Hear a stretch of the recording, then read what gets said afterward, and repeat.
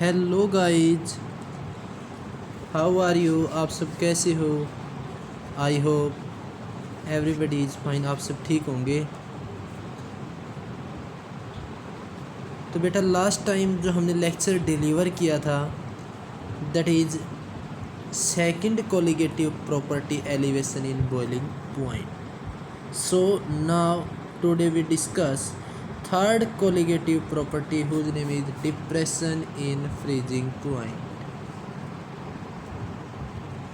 Depression in freezing point.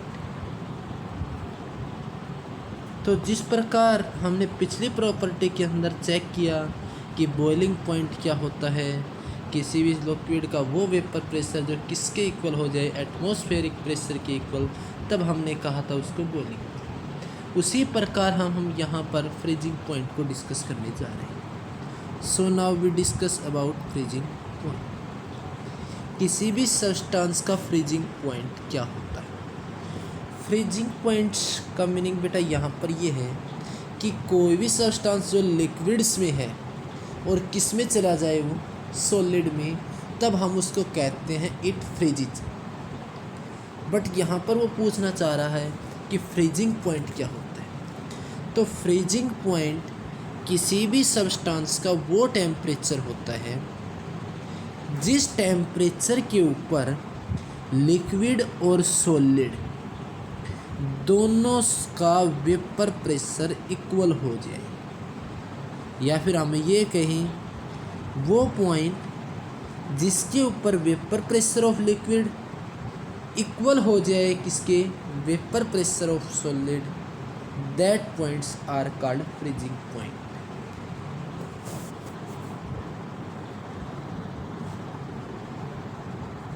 तो हम इसको एक्सप्लेन करने के लिए एक एग्जाम्पल लेते हैं। हमने क्या किया, एक बिकर के अंदर प्योर लिक्विड सब्सटेंस लिया और एक दूसरे बिकर के अंदर हमने एक सॉलिड सब्सटेंस लिया, एज यू सीन।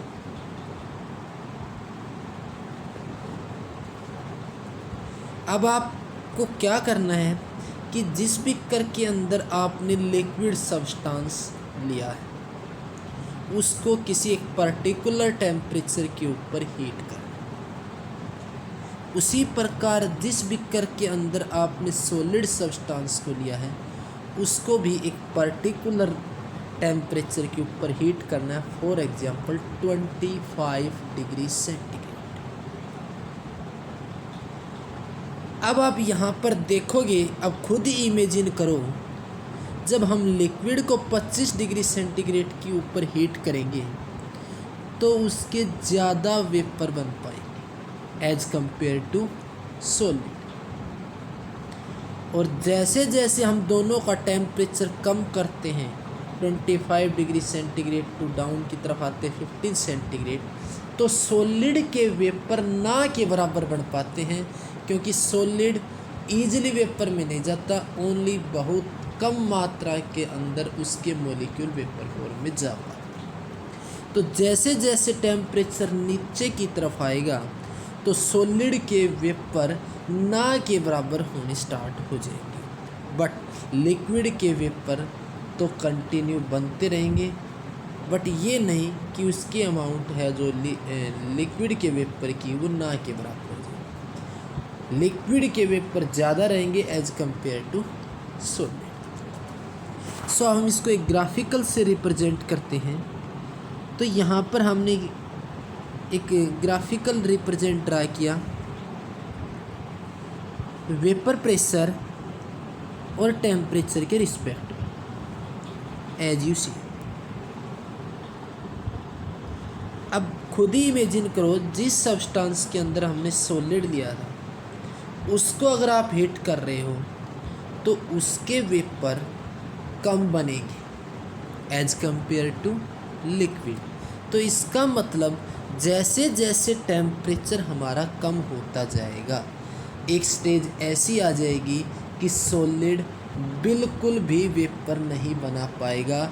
जब वो बिल्कुल भी वेपर नहीं बना पाएगा तो उसका वेपर प्रेशर डिक्रीज हो जाएगा।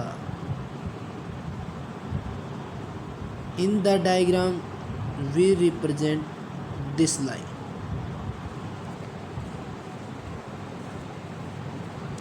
अब हम लेकर चलते हैं लिक्विड सब्सटेंस को। अब इमेजिन करो यदि लिक्विड सब्सटेंस को हम 25 डिग्री सेंटीग्रेड से 15 डिग्री सेंटीग्रेड के ऊपर लाते हैं, लिक्विड के वेपर तो बनेंगे बट सॉलिड से तो ज़्यादा ही रहेंगे, क्योंकि सॉलिड ईजिली वेपर में कन्वर्ट नहीं हो पाता, बट लिक्विड ईजिली वेपर में कन्वर्ट हो जाता है। बट जैसे जैसे टेम्परेचर डाउन होगा दोनों के वेपर की संख्या कम होगी, बट सॉलिड के वेपर की संख्या ना के बराबर होगी और लिक्विड के वेपर की संख्या सॉलिड से ज़्यादा रहेगी बट कम ही होगी। तो यहाँ पर हमने ये लिक्विड सब्सटेंस जैसे जैसे टेम्परेचर कम किया तो इसका भी वेपर प्रेशर डिक्रीज हो गया। अब वो 0.1 से 0.1 के ऊपर पहुँच चुका है।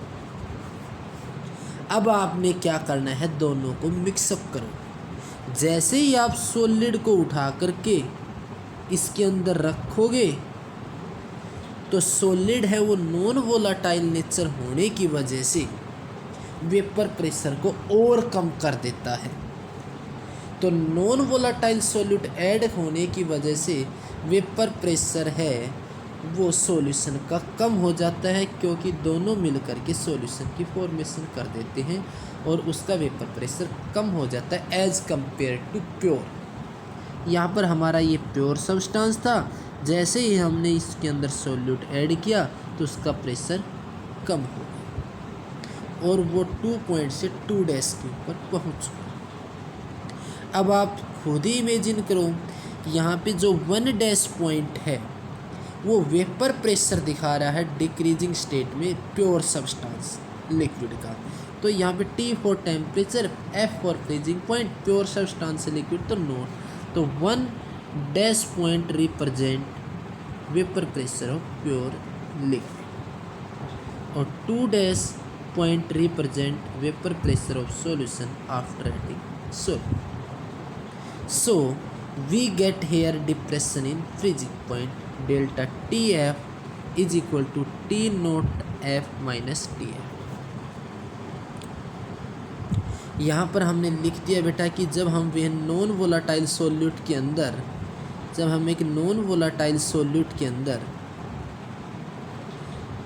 डिजोल्व करते हैं सॉल्वेंट के अंदर तो वेपर प्रेशर है वो लो हो जाता है सॉल्यूशन का। तो T note F freezing point of pure solvent, TF freezing point of solution. तो delta TF T note F minus F और TF less than T note F और delta TF is called depression in freezing point.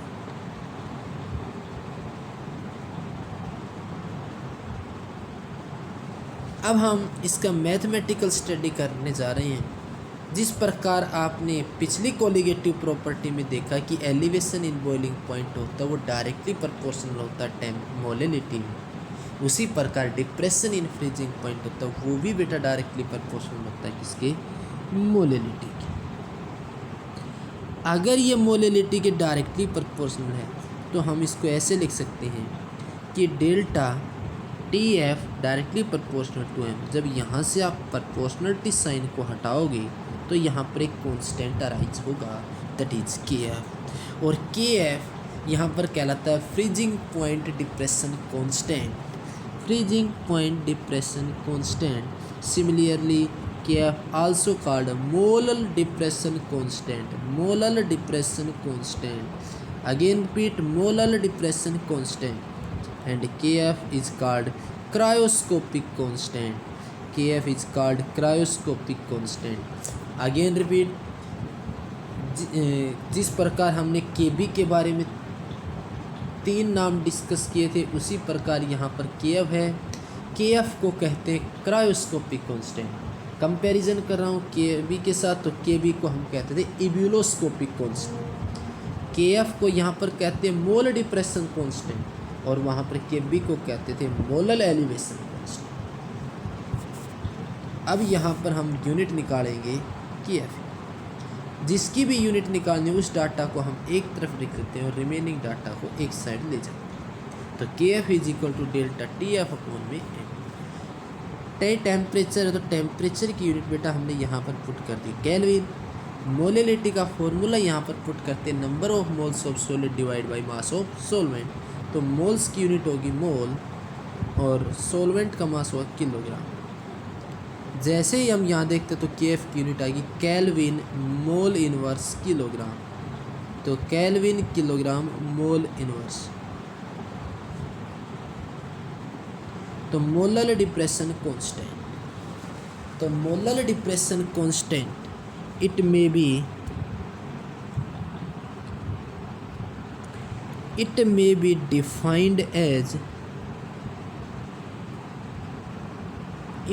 defined as the depression of freezing point take place, कि किसी भी substance का freezing point तब take place करेगा जब हम वहाँ पर उसकी मोलिलिटी की वैल्यू क्या पुट कर दें, यूनिटी।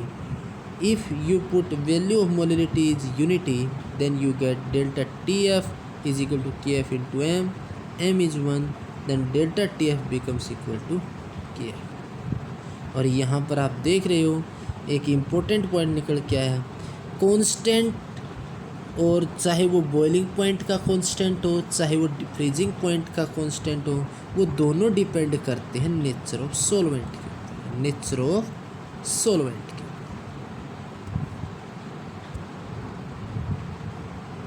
अब अगर हमने ये कोलिगेटिव प्रॉपर्टी पढ़ रहे हैं तो एग्जामिनर ये पूछेगा कि प्रूव करो कि एलिवेशन इन बॉइलिंग पॉइंट एक कोलिगेटिव प्रॉपर्टी है।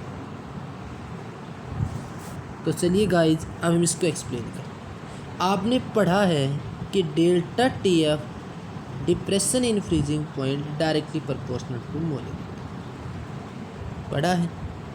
Depression in freezing point depend on molality, और अगर ये मोलिलिटी के ऊपर डिपेंड करता तो मोलिलिटी किसके ऊपर डिपेंड करती है, number of moles of solute.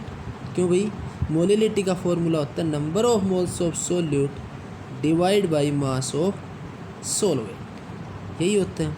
अगर मोलिलिटी इसके ऊपर डिपेंड करती है तो डिप्रेशन इन फ्रीजिंग पॉइंट भी किसके ऊपर डिपेंड करेगा भाई, number of moles of solute, जिसकी वजह से हमने इसको कहा इट इज कोलिगेटिव प्रॉपर्टी। तो गाइज हमने ये टॉपिक कंप्लीट डिस्कस कर लिया है। लास्ट लेक्चर में जिस प्रकार हमने एलिवेशन इन बॉइलिंग पॉइंट के न्यूमेरिकल डिस्कस किया था, उसी प्रकार जब भी हमारा नेक्स्ट लेक्चर होगा हम उसमें देखेंगे कि एनसीईआरटी के न्यूमेरिकल चेक करेंगे और उनके ऊपर जितनी भी प्रॉब्लम हैं उनको 1 बाय 1 सॉल्व करेंगे। तब तक के लिए good bye, stay home, stay safe.